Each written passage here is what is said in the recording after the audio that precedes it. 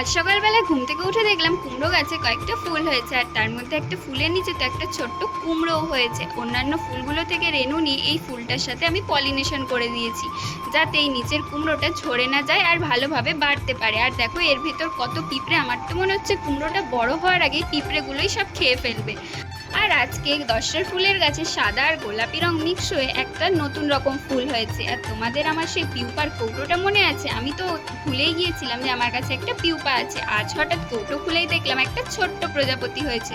আর দেখো প্রজাপতিটা কতটা সুন্দর, আর এটা কিন্তু কারি পাতার গাছের প্রজাপতির থেকে একদম অন্যরকম দেখতে, সেটা কালো রঙের আর এটা অরেঞ্জ কালারের। আর দেখো এর ডানাটা কতটা সুন্দর। এটা এখনো ঠিকঠাকভাবে উঠতে পারছে না, এটা যখন ভালোভাবে উঠতে পারবে তখন আমি একে বাইরে ছেড়ে দেবো। এখন যদি আমি একে বাইরে রেখে দিই তাহলে কোনো পাখি বা অন্য কিছু এটাকে খেয়ে নিতে পারে, তো এটাকে আমি এখন আপাতত কৌটোর মধ্যে রেখে দিই, পরে বাইরে ছেড়ে দেবো। আর তোমাদের যদি আমার ভিডিওটা ভালো লাগে লাইক করে চ্যানেলটা সাবস্ক্রাইব করে দিও।